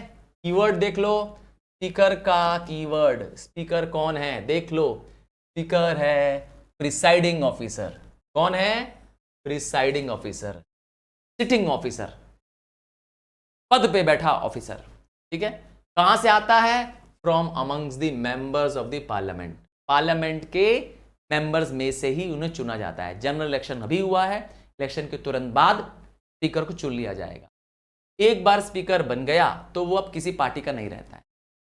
हाँ, स्पीकर बनने के बाद वो ना बीजेपी का है ना कांग्रेस का है, किसी पार्टी का नहीं है, ठीक है। और स्पीकर का टर्म भी 5 साल का है। क्यों? क्योंकि स्पीकर लोकसभा में है और लोकसभा का टर्म है 5 साल, तो स्पीकर का टर्म भी 5 साल। स्पीकर के नीचे भी कोई व्यक्ति होगा, नाम है डेप्यूटी स्पीकर। ये कब काम करता है? जब स्पीकर एब्सेंट होगा। व्हेन स्पीकर इज एब्सेंट, और या तो स्पीकर की सीट खाली हो गई है, स्पीकर ने रिजाइन दे दिया है, तो ये स्पीकर का रोल अदा करे। आपकी टीचर नहीं आई है तो आज एक प्रॉक्सी टीचर उसके प्लेस में आ जाती है, आप लोगों को माइंड करने के लिए होती है ना, वही है ये प्रॉक्सी टीचर। चलो, फंक्शंस ऑफ स्पीकर। तो स्पीकर के फंक्शंस तो बहुत ज़्यादा नहीं करने हैं आपको, बट क्योंकि अगर हेडिंग करके आ गया तो जैसे conduction of business in the house, Lok Sabha को कंडक्ट कराने में, स्मूथ बिजनेस चलाने में उसका बहुत इंपॉर्टेंट रोल। सोचिए क्लास में टीचर अगर आपको माइंड न कर पाए, आपके क्लास को कंट्रोल न कर पाए, इमेजिन करिए क्या आपका क्लास चल पाएगा? क्या शोर शराबे में किसी भी टीचर का कुछ समझ में आता है? जवाब है नहीं। यही हाल स्पीकर का भी है। कंडक्ट कराने का पूरा पावर उसके हाथ में। क्या कराता है? देखिए, speaker business of the house, मतलब बिजनेस ऑफ द हाउस मतलब काम ऑफ द हाउस, प्रिसाइड करता है। पहली चीज ये अलॉट करता है लोगों को टाइम, यस टाइम देता है कि आप इस टाइम पर ये चीज करेंगे। मोशन पास कराने का टाइम अलॉट करता है, बोलने का टाइम अलॉट करता है। इसका डिसीजन इज फाइनल। ये अगर कोई फैसला ले लेगा, कोई इसके खिलाफ सुप्रीम कोर्ट में, हाई कोर्ट पे नहीं जा सकता। नहीं, सच में सुप्रीम कोर्ट में इनके फैसले के खिलाफ आप नहीं जा सकते, क्योंकि पार्लियामेंट का ये क्या है? प्रिसाइडिंग ऑफिसर, लोकसभा का प्रिसाइडिंग ऑफिसर। सारे बिल जो लोकसभा में पास हो रहे हैं, जो भी बिल लोकसभा में पास हो रहे हैं, सब पे ये स्वयं पहले साइन करता है। देखा? दूसरा, ही इश्यूज टू वोट, ये डिसाइड करेगा कि वोटिंग होगी कि नहीं होगी। किसी मैटर पर वोट होना है तो ये बताएगा, ये अनाउंस करेगा वोट होने के बाद कि रिजल्ट क्या आया। हाँ, पक्ष में वोट गया कि विपक्ष में वोट, समझ गया ना। इसको नंबर ऑफ पक्ष में वोट और विपक्ष में वोट बताने। और सबसे इंपॉर्टेंट चीज, if a bill is an ordinary bill और अ मनी बिल, कौन डिसाइड करेगा कि ये नॉर्मल ऑर्डिनरी बिल है या ये मनी बिल है? MCQ, क्या? Who decides that a bill is a money bill? तो जवाब है स्पीकर डिसाइड करेगा, क्योंकि कंफ्यूजन होती है कई बार। तो ऑल द बिल्स, कोई भी ऐसा प्रपोजल जो मनी मैटर से रिलेटेड हो, टैक्स से रिलेटेड हो, फाइनेंस से रिलेटेड हो, इन सब को कहते हैं मनी बिल। ठीक है, तो मनी बिल डिसाइड करेगा कौन? स्पीकर। अब आता है स्पीकर के एडमिनिस्ट्रेटिव फंक्शन। एडमिनिस्ट्रेशन मतलब होता है कंट्रोल करना। तो स्पीकर ही हाउस को कंट्रोल करता है। सारे रिक्वेस्ट मेंबर के कौन रिसीव करता है? सारे डॉक्यूमेंट्स हाउस में कौन रिसीव करता है? किसी भी मेंबर ऑफ पार्लियामेंट को कोई रिक्वेस्ट करनी है, हाँ कोई रिक्वेस्ट करनी है, कोई डॉक्यूमेंट जमा करना है, कोई सबूत देना है, तो वो किसको देंगे? स्पीकर को देंगे। स्पीकर अपने फैसला, अपना डिसीजन लेता है और उसके पास पूरा पावर है कि वो जो डिसीजन लेगा वह सबको मान्य होगा। Everybody has to accept it. कुछ और भी पावर है, जैसे मैंने कहा डिसिप्लिन मेंटेन करने का पावर है, जैसे आपके टीचर के पास पावर है। Yes Akhilesh, to move out of the class, you are disturbing the class. तो वो क्लास के बाहर निकाल सकती है, आपको इवन क्लास के पीछे खड़ा कर देती है आपकी टीचर। क्यों? क्योंकि उसके पास डिसिप्लिन करने का पावर है। क्या कहना चाहते हैं? स्पीकर भी हाउस में ऑर्डर मेंटेन कर सकता है। अगर मेंबर्स बहुत शोर शराबा कर रहे हैं, हाउस को डिस्टर्ब कर रहे हैं, तो ऑर्डर मेंटेन कराने का इसके पास पूरा पावर है। और क्या कर सकता है? वो उनको सस्पेंड कर सकता है। कब सस्पेंड कर देगा? जब देखेगा कि मेंबर क्या कर रहे हैं बहुत, हाँ वो इवन सुरक्षा गार्ड्स को बुला सकता है, मेंबर्स को बाहर उठवा के ले जा सकते हैं। ये बात आपको मालूम होनी चाहिए। पार्लियामेंट के अपने सुरक्षा गार्ड्स होते को तक बुला सकता है। ठीक है। इनडिसेंट वर्ड्स, कोई लोग गालियां दे देते हैं, अब्यूजिव लैंग्वेज इस्तेमाल कर लेते हैं मेंबर, स्पीकर उन्हें वार्न कर सकता है, उसके लिए चेतावनी दे सकता है। और इवन ये वर्ड्स पार्लियामेंट्री वर्ड ना होते हुए, अनपार्लियामेंट्री वर्ड होते हुए, इनको डिलीट कराया जा सकता है, क्योंकि हर एक पल की पार्लियामेंट के हर एक सीन की रिकॉर्डिंग चल रही है। हाँ, एक टेलीविज़न भी है, नाम है लोकसभा टेलीविज़न, राज्यसभा टेलीविज़न, शायद आपको पता भी है। ये टेलीविज़न है जिसमें इन सब का पूरा समय न्यूज़, ये पूरा लाइव देख सकती है पूरी दुनिया, पूरा भारत। ठीक है। स्पीकर को डिसाइड करना होता है कि मेंबर डिस्क्वालिफाइड है कि नहीं है। बहुत पावर है स्पीकर के पास। कुछ कमिटीज़ होती हैं पार्लियामेंट में जो स्पीकर जिसको प्रिसाइड करता है, जैसे business advisory committee, rules committee. जो भी पार्लियामेंट में रूल्स बन रहे हैं, कमेटी का चेयरमैन भी स्पीकर ही होता है। और ही appoints the chairman of the committee of the house. अगर हाउस में कुछ कमिटीज़ बनाई जा रही हैं, हाँ हाउस के काम को कभी कभी बांटने के लिए कुछ कमिटीज़ बनाई जाती हैं, तो उन कमेटी का चेयरमैन कौन अपॉइंट करता है? फिर आता है मिसलेनियस फंक्शन। कुछ और फंक्शन है। अगर पार्लियामेंट का ज्वाइंट सेशन हो गया तो कब होगा ज्वाइंट सेशन? तो अगर कोई नॉन मनी बिल है, मतलब जिसमें मनी बिल नहीं है, लोकसभा ने पास कर दिया, राज्यसभा ने पास किया, अब क्या होगा? राज्यसभा उसमें कुछ अमेंडमेंट चाहती है, कुछ चेंज चाहती है, लोकसभा उसको चेंज को एक्सेप्ट नहीं कर रही, क्या होगा? डेडलॉक हो जाए।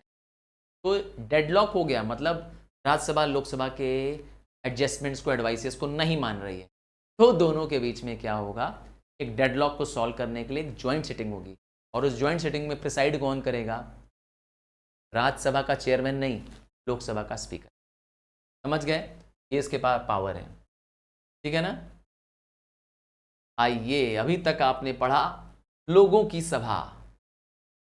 अब बारी है राज्य की सभा, काउंसिल ऑफ स्टेट्स। तो क्या काउंसिल ऑफ स्टेट्स कमजोर है? आपको बताना है। Is Rajya Sabha a less powerful body है एज कंपेयर टू लोकसभा? जरा लिखिए तो, जरा टाइप तो करिए, और तब तक मैं आपको इसके कुछ अनोखे, कुछ अनजाने पहलू आपको बताऊंगा। तो राज्यसभा की बात करते हैं। राज्यसभा एक परमानेंट हाउस है, कभी ना खत्म होने वाला हाउस है। It can not be dissolve, president इसको डिसॉल्व नहीं कर सकता। लोकसभा को तो प्रेसिडेंट डिसॉल्व कर सकता है, बंद कर सकता है प्राइम मिनिस्टर के एडवाइस पर, राज्यसभा को नहीं कर सकता। राज्यसभा के मेंबर्स 6 साल के लिए होते हैं। राज्यसभा के मेंबर्स एक बार बन गए तो 6 साल तक आप राज्यसभा के मेंबर बने रहे। अच्छा, 1/3 मेंबर्स राज्यसभा के क्या होते रहते हैं? हर 2 साल में रिटायर करते रहते, रिटायर आफ्टर एवरी 2 ईयर। कितना? 2 ईयर। 2 साल में 1/3 मेंबर रिटायर करते हैं, उसके बदले नए मेंबर्स अपॉइंट होते रहते हैं। इससे क्या होता है? कभी भी हाउस वेकेंट नहीं रहता है। समझ गए? नेक्स्ट आता है राज्यसभा के टोटल मेंबर कितने हैं। तो आप देखेंगे राज्यसभा के पास टोटल मेंबर्स कितने हैं? 250। तो लोकसभा से कम मेंबर हैं, तो 238 मेंबर्स कहां से आते हैं? 238 मेंबर्स फ्रॉम स्टेट्स। अलग अलग स्टेट से ये नॉमिनेट होते हैं, या कहीं इलेक्ट होते हैं रादर, इनडायरेक्टली। और 12 मेंबर्स कहां से आते हैं? 12 मेंबर्स आर नॉमिनेटेड, अपॉइंट नहीं होते हैं, ये नॉमिनेट होते हैं। नॉमिनेट में क्या होता है? प्रेसिडेंट किसी को भी, ध्यान से सुनिएगा, प्रेसिडेंट किसी को भी राज्यसभा के मेंबर मनोनीत कर सकता है। इवन तुम्हारे पेरेंट्स को भी कर सकता है, उनको नहीं कर पाएगा क्योंकि अभी तुम 30 ईयर्स के नहीं हो। तो 30 ईयर्स मिनिमम एज होनी चाहिए, याद है ना? तो राज्यसभा के 12 मेंबर प्रेसिडेंट किसी को भी बना सकता है। अब वो व्यक्ति कौन हो सकते हैं? वो किसी art, science, literature, fashion, sports, इनसे जुड़े फील्ड्स के होने चाहिए। इनमें से जुड़े फील्ड्स के मेंबर होने चाहिए तो प्रेसिडेंट नॉमिनेट। चलिए, तो कोई व्यक्ति समाज सेवा कर रहा है, कोई साइंस को बढ़ावा दे रहा है, कोई साइंटिस्ट है, कोई एजुकेशनिस्ट है, कोई प्रोफेसर है, कोई इवन फिल्मी सितारा है। फिल्मी सितारा मैंने बोल दिया, जैसे मैंने बताया था, रेखा, नाम सुना होगा आपने, जया बच्चन, सचिन तेंदुलकर, ये सब कौन है? Members of the Rajya Sabha. क्या किया इन्होंने भाई? तो इन्होंने किसी न किसी ऐसी फील्ड्स जिसको गवर्नमेंट ने सेलेक्ट किया है, इन्होंने बेहतरीन काम किया, देश को रिप्रेजेंट किया। 238 members elected by the legislative assembly, state से आते हैं।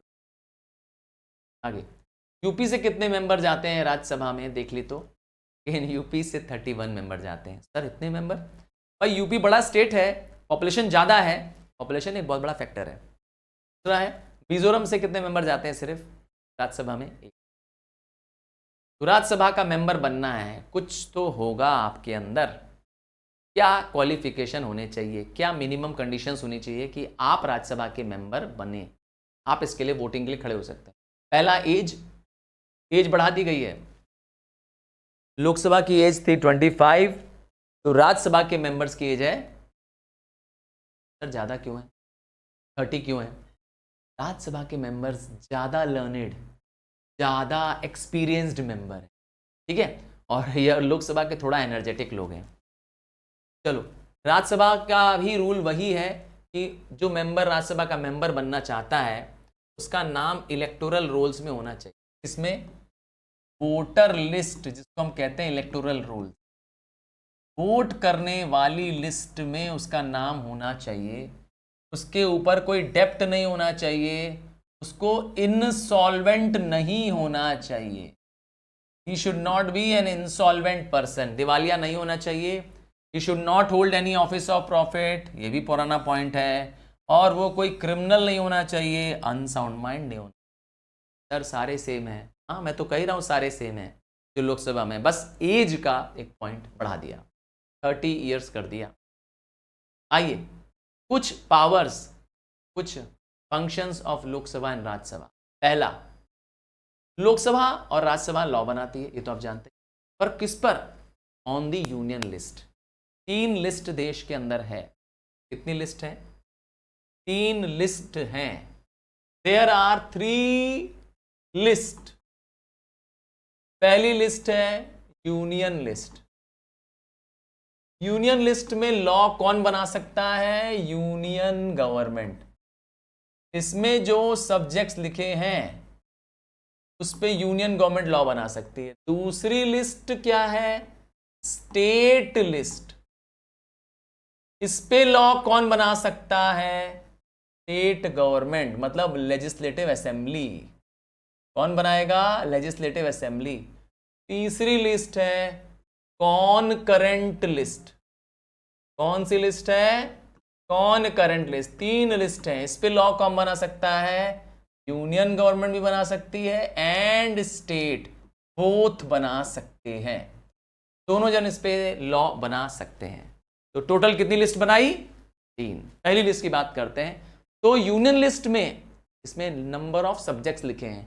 कुछ ऐसे सब्जेक्ट्स लिखे हैं जिसका देश से मतलब है, इंटरनेशनल से मतलब है। जैसे मैंने कहा डिफेंस ऑफ द कंट्री, जैसे इंटरनेशनल ट्रेड के बारे में। तो इसका लॉ कौन बना सकता है? Union government, central government. तो यूनियन गवर्नमेंट किस पे लॉ बनाती है? यूनियन गवर्नमेंट बनाती है, लॉ बनाती है यूनियन लिस्ट में। यूनियन लिस्ट में क्या क्या लिखा है? मैंने कहा फॉरेन पॉलिसी लिखी है, देश का डिफेंस लिखा है, ऐसे सब्जेक्ट्स लिखे। यूनियन गवर्नमेंट के पास पावर है इस पे लॉ बनाने का। स्टेट गवर्नमेंट इस पे कानून नहीं बना सकती है। स्टेट गवर्नमेंट पे इस पे अधिकार नहीं है। अब आता है दूसरा कौन सा कानून आ गया? Concurrent list. तो कॉन्करेंट लिस्ट में कोई भी लॉ बना सकता है। कौन? स्टेट गवर्नमेंट बना सकती है, सेंट्रल गवर्नमेंट बना सकती है, क्योंकि दोनों बना सकते हैं, यूनियन एंड स्टेट। मैंने लिखा you and S both, you union के लिए, एस स्टेट के लिए, दोनों ही इस पर कानून बना सकती है। इस लिस्ट का नाम है कॉन्करेंट लिस्ट। अब झगड़ा किस बात का होगा? सोचिए, एक लिस्ट का एग्जांपल दे रहा हूं, एजुकेशन। अब एजुकेशन पे लॉ गवर्नमेंट बना सकती है, एजुकेशन पे लॉ स्टेट गवर्नमेंट बना सकती है। अब दोनों ने लॉ बना दिया, मान लेते हैं दोनों ने एजुकेशन पर कानून बना दिया। यूनियन गवर्नमेंट ने कानून बनाया कि 14 साल तक के बच्चों को हम फ्री पढ़ाएंगे, यह कानून हो गया। स्टेट गवर्नमेंट ने कहा हम तो 18 साल तक के बच्चों को फ्री पढ़ाएंगे। ध्यान से सुनिएगा मेरी बात को। यूनियन गवर्नमेंट ने, स्टेट गवर्नमेंट ने, दोनों ने लॉ बना दिया। कॉन्करेंट लिस्ट में दोनों लॉ बना सकते हैं। अब झगड़ा होगा। झगड़ा किस में होगा? दोनों में। किस में? कि किसका लॉ माना जाए। तो the law made by the union government will prevail, will be accepted. किसका बनाया कानून माना जाएगा? अगर दोनों ने किसी एक सब्जेक्ट पर लॉ बना दिया तो law made by the union government will prevail. क्यों सर, उसका लॉ क्यों माना जाएगा, स्टेट गवर्नमेंट का लॉ क्यों नहीं माना जाएगा? This shows that the union government is more powerful. We are a federal setup government, ठीक है ना। दोनों के पास एक्सक्लूसिव पावर्स हैं और power of the centre is little more than the states, ताकि वो क्या करे, स्टेट्स को कंट्रोल। समझ गए? तो law made by the union government will be accepted. अच्छा, कभी कभी ऐसा भी कुछ लिस्ट आ जाती है जो ये तीनों लिस्ट में नहीं है। मैंने 3 लिस्ट बताई आपको, ठीक है ना, 3 लिस्ट बताई। कभी कभी कुछ ऐसे लॉ भी जरूरत होती है जो आजकल आए हैं। तो ये लिस्ट तो बनी थी आज़ादी के टाइम पे। हाँ, आपका जो कॉन्स्टिट्यूशन बना है आज़ादी के टाइम, उसमें 3 लिस्ट थी, मैंने बताया, union list, state list, concurrent list. अब उस जमाने में क्या साइबर क्राइम होते थे क्या? उस जमाने में साइबर नाम की कोई चीज़ थी क्या? उस जमाने में तो साइबर के बारे में कुछ पता ही नहीं था। कुछ स्पेस से जुड़े कुछ रूल्स एंड रेगुलेशंस थे, लॉज थे। तो कोई स्पेस स्टडी जानता था क्या उस जमाने में? इतना कोई नहीं जानता था। तो ऐसे लॉज जो अब आए हैं, इसको रेसिडुअरी पावर बनाए। मतलब वो सारे लॉज जो इन तीनों में नहीं लिखे हैं, वो सारे सब्जेक्ट्स उसमें नहीं लिखे हैं, इसका बनाने का अधिकार भी किसके पास है? Union government. तो मतलब रेसिड्यूरी पावर भी, रेसिड्यूरी पावर किसके पास है? यूनियन गवर्नमेंट, दिल्ली की सरकार के पास, मोदी गवर्नमेंट के पास है। क्योंकि ये जो लॉ हैं ये नए हैं, ये पहले कॉन्स्टिट्यूशन में इंक्लूड नहीं किए गए थे, उस समय था ही नहीं, उस समय ऐसा सिनेरियो नहीं था, ऐसा कोई सीन नहीं था। तो इस लिस्ट में नाम है, नया नाम है, इसका नाम है, क्या नाम है? Residuary list, residuary power. List बोले, पावर बोले, एक ही चीज, ठीक है। Law can be made by the central government. सिर्फ यूनियन गवर्नमेंट इस पे कानून बना पाएगी, स्टेट गवर्नमेंट नहीं बना पाएगी। समझ गए? अब आता है, क्या स्टेट गवर्नमेंट के कानून हम बना सकते हैं? क्या स्टेट गवर्नमेंट का कोई कानून सेंट्रल गवर्नमेंट बना सकती है? जवाब है हाँ भाई, क्यों नहीं बना सकती है? बना सकती है। कब? आइए, पार्लियामेंट के पास एक विशेष पावर है। क्या पावर है? कि स्टेट लिस्ट, मैंने बताया था, इसमें जो नाम लिखे हैं, सब्जेक्ट्स लिखे हैं, उसको स्टेट गवर्नमेंट रूल बनाती है, स्टेट गवर्नमेंट लॉ बनाती है। पर राज्यसभा क्या कर सकती है? देखिए, ये एक्सक्लूसिव पावर ऑफ राज्यसभा है, ये विशेष पावर ऑफ राज्यसभा, सिर्फ राज्यसभा के पास ये पावर है। क्या कर सकती है? राज्यसभा पास अ रेजोल्यूशन कर देगी कि जो सब्जेक्ट इसमें लिखा है वो नेशनल इंपॉर्टेंस का लिखा है, and when 2 or more states in the Rajya Sabha want the law in the state list should be made by the parliament। दो कंडीशन हो गई। पहली कंडीशन क्या? मैंने पहले क्वेश्चन पूछा तुमसे कि क्या स्टेट लिस्ट का कानून, स्टेट लिस्ट में लिखे सब्जेक्ट्स, क्या पार्लियामेंट उस पर कानून बना सकती है? जवाब है हाँ, जवाब है हाँ। पर अभी तो बताया था सर आपने कि स्टेट लिस्ट के कानून स्टेट गवर्नमेंट ही बना सकती है, स्टेट वाले ही बना पाएंगे। मैंने कहा हाँ, विशेष परिस्थिति, इमरजेंसी में। ऐसा कब होगा? जब राज्यसभा एक रेजोल्यूशन पास कर दे, रेजोल्यूशन में बता दे कि ये जो लिस्ट में नाम है, जो स्टेट लिस्ट में नाम है, ये सब्जेक्ट नेशनल इंपॉर्टेंस, इसमें राष्ट्र हित की बात लिखी है, और 2 या 2 से अधिक स्टेट्स भी इस बात को अप्रूव कर रहे हैं। 2 or more states want the subject to be made by the parliament, और पार्लियामेंट चाहता है, स्टेट गवर्नमेंट चाहता है कि पार्लियामेंट ही इस पर लॉ बनाए। हो सकता है, एकदम हो सकता है। यह है विशेष पावर राज्यसभा का। जैसे नो कॉन्फिडेंस एक स्पेशल पावर है, vote of no confidence special power है लोकसभा के पास, इस तरह राज्यसभा के पास ये स्पेशल पावर है कि स्टेट लिस्ट को यूनियन पार्लियामेंट के सब्जेक्ट में इंक्लूड कर देना। देखिए, प्रेसिडेंट चाहे तो एक ऑर्डिनेंस भी पास कर सकता है। सर ये ऑर्डिनेंस क्या होता है? An ordinance is a temporary law. क्या लॉ? टेम्पररी। टेम्पोररी स्पेलिंग गलत है। टेम्पररी लॉ क्यों कहते हैं सर इसको? सोचिए, पार्लियामेंट की सेशंस नहीं चल रही हैं, पार्लियामेंट की मीटिंग नहीं चल रही है। हाँ, आज ना बजट सेशन है, ना मॉनसून सेशन है, ना विंटर सेशन। अब पार्लियामेंट का सेशन नहीं है और देश को कानून की जरूरत है, देश को नए कानून की जरूरत है। सोचिए, देश को नए लॉ की जरूरत है, क्या हम वेट करते रहेंगे? जवाब है नहीं। कैबिनेट मिनिस्टर लॉ बनाएगी और प्रेसिडेंट इसे क्या करेगा? अप्रूव कर देगा, प्रेसिडेंट इसे लॉ कर देगा। तो when the parliament is not in session, parliament की मीटिंग्स नहीं है, और a law is made and implemented in the country by the order of the president, इसे कहते हैं हम लोग ऑर्डिनेंस। तो क्या बुराई है? कोई बुराई नहीं है। बट प्रॉब्लम क्या है? ये ऑर्डिनेंस काम करना बंद कर जाएगा। कब? अगर 6 वीक के अंदर, when the parliament is in session, मतलब जब पार्लियामेंट का सेशन होगा, जब पार्लियामेंट की सेशन बुलाए जाएंगे, तो इस पार्लियामेंट सेशन के अंदर, तो during this parliament session they have to get this ordinance passed. इस ऑर्डिनेंस को पास कराना पड़ेगा, वरना ये ऑर्डिनेंस क्या हो जाएगा, अपने आप समाप्त हो जाएगा। It will cease to be a law, will cease to exist. कितना समय लगेगा? 6 हफ्ते का टाइम है। 6 हफ्ते का टाइम है इस पार्लियामेंट की मीटिंग के बाद। हाँ, जब तक पार्लियामेंट का सेशन नहीं है तो लॉ पला रहेगा, चलता रहेगा, कानून अपना काम करता रहेगा, ऑर्डिनेंस अपना काम करता रहेगा। और जैसे ही पार्लियामेंट का सेशन आया, उसके 6 हफ्ते के अंदर इसको पास कराना पड़ेगा, वरना उसके बाद वो क्या हो जाएगा? सीज मतलब होता है स्टॉप। ऑर्डिनेंस काम करना बंद कर देगा अगर 6 हफ्ते बीत गए और ये लॉ पास नहीं हो पाया तो। ध्यान दिया? बड़ा विशेष पावर है ये।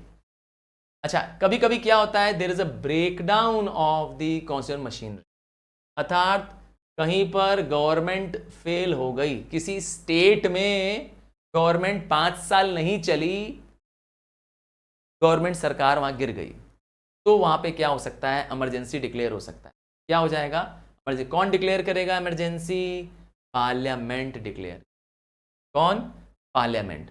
और तब पार्लियामेंट उस स्टेट के लेजिस्लेचर का सारा काम करेगी। वो सारा काम जो स्टेट लेजिस्लेचर करता है, जिसको हम विधानसभा कहते हैं, वो करता है, अब वह काम पार्लियामेंट करेगी। ये स्पेशल पावर्स हैं पार्लियामेंट के। नॉर्मली स्टेट के काम को स्टेट गवर्नमेंट ही संभालती है, पर मैंने कहा ये तो नॉर्मल सिचुएशन नहीं है, ये तो नॉर्मल कंडीशन नहीं है, इसीलिए ऐसा हो रहा है। आइए कुछ और पावर्स जाने, जैसे फाइनेंशियल पावर। ध्यान दीजिएगा इसको कि कोई भी मनी बिल अगर ओरिजिनेट करेगा, पास होना शुरू होगा, बिल को लॉ बनाना है तो पास तो कराना पड़ेगा, वोट तो कराना पड़ेगा। तो शुरुआत कहाँ से होगी? क्या मनी बिल को लोकसभा से ही स्टार्ट कर सकते हैं? One word question. Money bill can originate only in MCQ। Money bill Rajya Sabha pass नहीं कर सकता। राज्यसभा के पास सिर्फ एडवाइजरी का रोल है मनी बिल के मामले में, सिर्फ राय दे सकता है, मानना ना मानना Lok Sabha. It starts with the Lok Sabha, क्योंकि स्पीकर डिसाइड करेगा ये बिल मनी बिल है कि नॉन मनी बिल। पर अदर देन मनी बिल को कोई से भी स्टार्ट कर सकते हैं। ठीक है। पार्लियामेंट का जब बजट सेशन होता है तो उस बजट सेशन में मैंने बताया सरकार के इनकम और सरकार के खर्चे बताए जाते हैं। पार्लियामेंट के पास इतना पावर है कि सरकार को और खर्चों की जरूरत पड़ रही है इस बजट के अलावा, तो उसे कहते हैं सप्लीमेंट्री ग्रांट। क्या वर्ड है? अगर पार्लियामेंट चाहे तो गवर्नमेंट को पावर दे सकती है। क्या लिखा है? If the amount authorised for the current financial year is insufficient. इस साल का जो बजट बनाया गया है, बजट में पैसे कम पड़ रहे हैं और खर्चे चाहिए और पैसे चाहिए, तो एक अलग से ग्रांट लेना पड़ेगा, अलग से पैसे का प्रावधान लेना पड़ेगा, नाम है सप्लीमेंट्री ग्रांट। ये कर सकती है पार्लियामेंट, दे सकती है पावर। और क्या खास बात है? Budget is not passed in the beginning of the financial year. ठीक है ना? द एग्जीक्यूटिव जितनी भी सैलरीज दी जा रही हैं, चाहे वो मेंबर्स ऑफ पार्लियामेंट को दी जा रही हैं, हाँ, चाहे वो सैलरी जजेस को दी जा रही है, किसकी? मेंबर ऑफ पार्लियामेंट की, जजेस की, एग्जीक्यूटिव्स की, सबकी सैलरी किस अकाउंट से निकाली जा रही है? Consolidated fund of India, CFI। ये एक ऐसा फंड है, गुल्लक है एक सरकार की, जिसमें से बजट से पैसा निकाल के ट्रांसफर कर दिया जाता है और इस पर कोई डिबेट नहीं, इस पर कोई डिस्कशन नहीं होता है। फिक्स है ये। ठीक है ना? तो क्या सैलरी ऑफ द मेंबर्स को रिड्यूस कर सकते हैं? जवाब है नहीं। कौन डिसाइड करता है कि salary of member of parliament क्या होगी? हाँ, आप बता सकते हैं इस समय मोदी जी की सैलरी क्या है? हाँ, मोदी मतलब मेंबर ऑफ लोकसभा। बताइए मेंबर ऑफ लोकसभा की सैलरी क्या है इस समय? तो पार्लियामेंट क्या करती है, डिसाइड करती है इनके सैलरी और इनको क्या अलाउंसेस मिलने वाले, खुद ये लोग खुद तय करते हैं। याद रखिएगा, कोई भी टैक्स, कोई भी रूल तब तक अप्लाई नहीं होगा जब तक पार्लियामेंट उसे अप्रूव, किसी के कहने से नहीं होगा ना, पार्लियामेंट की परमिशन चाहिए। आइए, एक बहुत इंपॉर्टेंट टॉपिक है, कंट्रोल ओवर द एग्जीक्यूटिव। तो ऐसा माना जाता है कि प्राइम मिनिस्टर और काउंसिल ऑफ मिनिस्टर्स कानून को इम्प्लीमेंट कराते हैं, they are part of executive. हाँ भाई, जो सिविल सर्वेंट्स हैं, जो मंत्री हैं, उनको कानून बनने के बाद देश में अप्लाई भी तो करवाना है, तो इन पे कंट्रोल कौन करेगा? आओ देखें, क्या ये मनमर्जी कर सकते हैं सारे मिनिस्टर्स? ना ना ना, इतना आसान नहीं है भारत में। हमारे फाइनेंस मिनिस्टर, हमारे एजुकेशन मिनिस्टर, फूड मिनिस्टर क्या अपनी मनमर्जी से कर सकते हैं? चलो एक एग्जांपल देते हैं कि कोई व्यक्ति रेलवे मिनिस्टर है, एग्जांपल है मेरा, कोई व्यक्ति रेलवे मिनिस्टर है, तो वो डिसाइड करता है कि रेलवे मेरे घर तक आएगी। अब जो रेलगाड़ी बनेगी वो मेरे घर तक आएगी, बुलेट ट्रेन मेरे घर के बाहर रुकेगी, मुझे पिकअप करेगी मेरी बुलेट ट्रेन, हाँ जो बुलेट ट्रेन है, और मुझे क्या करेगी, पार्लियामेंट तक ले जाएगी, और मुझे जहाँ घूमना होगा बुलेट ट्रेन मुझे ले लेके चलेगी। मैं हूं देश का रेलवे मिनिस्टर। क्या कहते हो? ठेंगा ठेंगा। तो कुछ नहीं मिलेगा ऐसा, वो ऐसा कुछ भी नहीं कर सकता, सच में नहीं कर सकता। समझ गए ना? ऐसा उसके मन मर्जी से नहीं चलने वाला। पार्लियामेंट के मेंबर्स उसका जीना आराम कर देंगे। तो सारे एग्जीक्यूटिव, सारे मंत्री, प्रधानमंत्री, सबसे क्वेश्चन पूछा जाता है। कैसे कैसे कंट्रोल करते हैं? क्वेश्चन पूछते हैं। मैंने बताया, पहला चीज है, पार्लियामेंट में होता है क्वेश्चन आवर। हर दिन पहला घंटा क्वेश्चन आवर होता है, उसमें क्वेश्चन पूछे जाते हैं। पार्लियामेंट के मेंबर्स कान खा जाएंगे उनका, कोई भी गलत, कोई भी अन्यायपूर्ण लोग काम करेंगे, और पार्लियामेंट को पूरे भारत देख रहा है, पूरी जनता देख रही है। तो सोच लो, जवाब नहीं दोगे, मंत्री जवाब नहीं देगा, क्या होगा? उसकी बैंड बज जाएगी। हाँ, दोबारा लोग चुनेंगे उसको, ढूंढेंगे उसको। समझ गए ना? तो पार्लियामेंट के पास पावर है कि vote of no confidence. Parliament में स्पेशली किसकी बात कर रहा हूं मैं? लोकसभा की बात कर रहा हूं मैं। पार्लियामेंट मतलब लोकसभा बोल रहा हूं। लोकसभा के मिनिस्टर्स जो गवर्नमेंट चला रहे हैं, उनके खिलाफ नो कॉन्फिडेंस मोशन पास हो सकता है।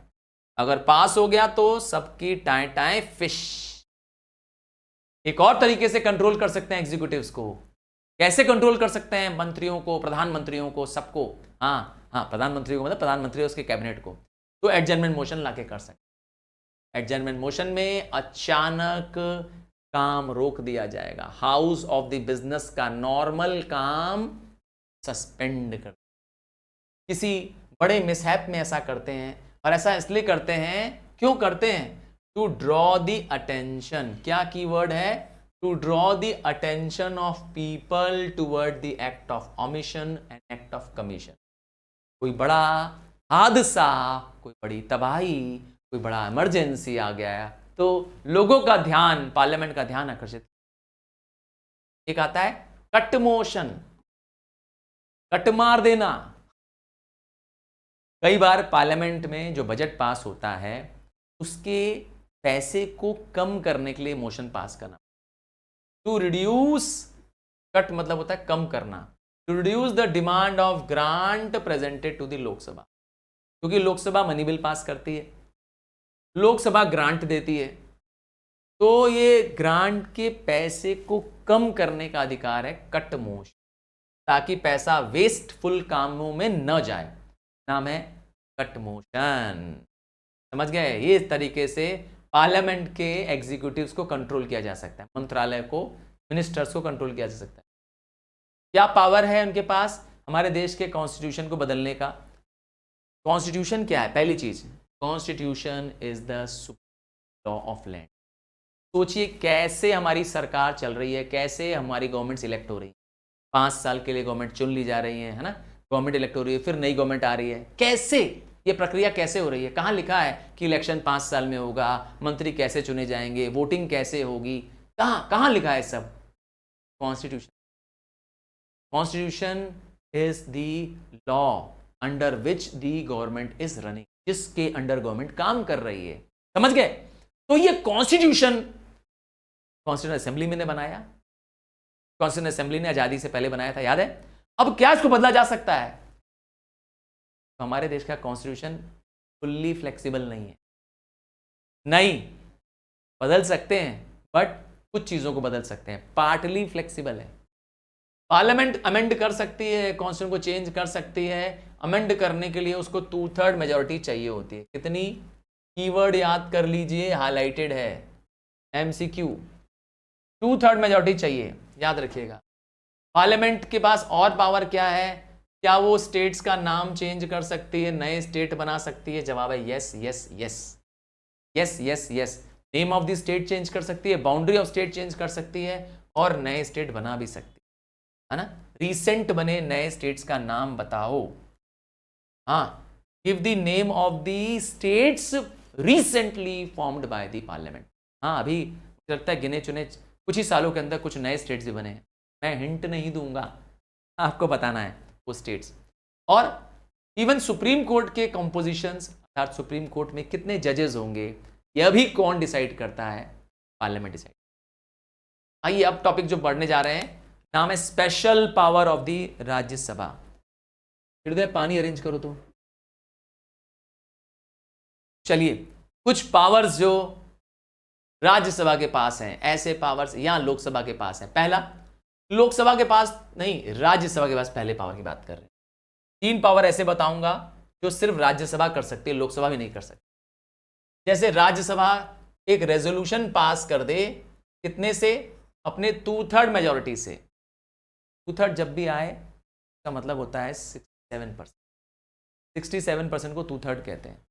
तो 2/3 मेजोरिटी से अगर राज्यसभा एक रेजोल्यूशन पास कर दे तो वो पार्लियामेंट क्या करेगी? उसका लॉ स्टेट लिस्ट से हटाकर यूनियन लिस्ट में ले आएगी।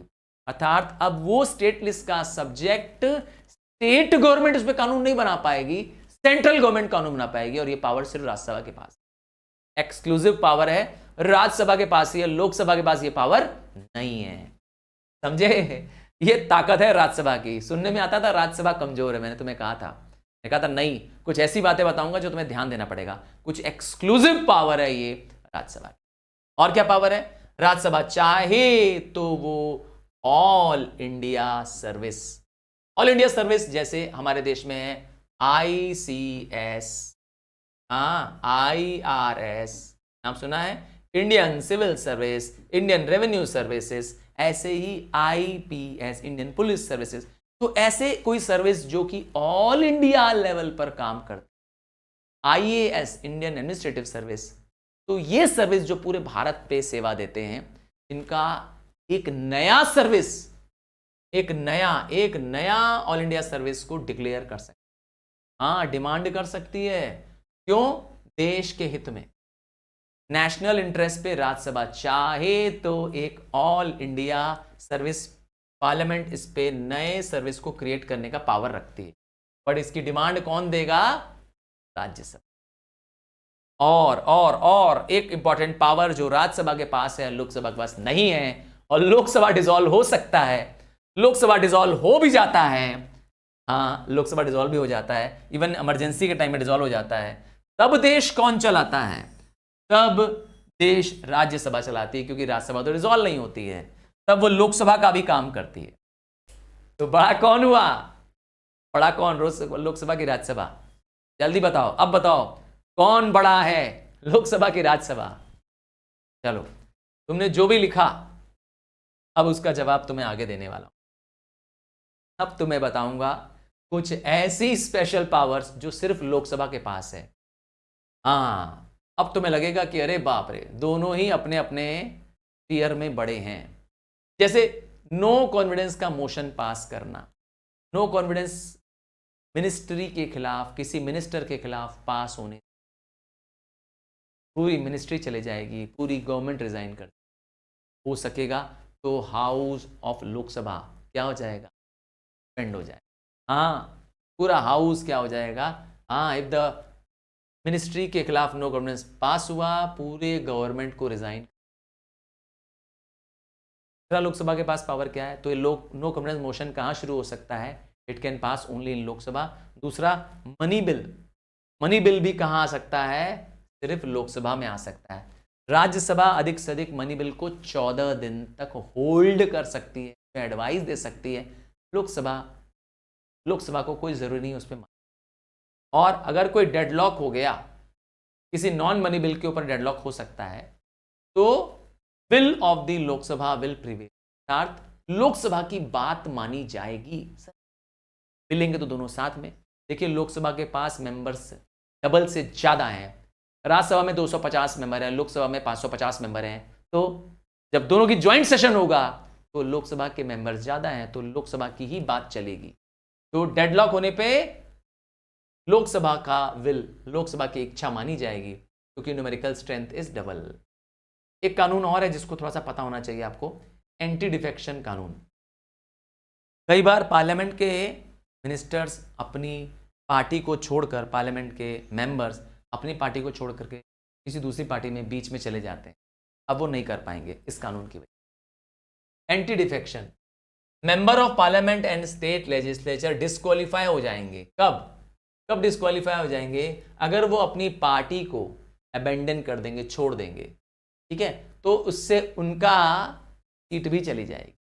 वो अपनी पार्टी को नहीं छोड़ सकते, जो उसकी पार्टी ऑर्डर दे रही है वही करना पड़ेगा। दूसरा, एक नॉमिनेटेड मेंबर जो भी पार्टी को बिलोंग करता है वो डिस्क्वालीफाई हो जाएगा अगर वो वोटिंग से आने से मना कर। जब उसकी पार्टी का वोट चल रहा है तो उसे आना पड़ेगा। चलो एक और करते हैं। Independent members is disqualified from any political party. हाँ, एक independent member is disqualified if he joins any political party after election. तो जो भी करना है वो क्या करना है, उसको इलेक्शन से पहले करना।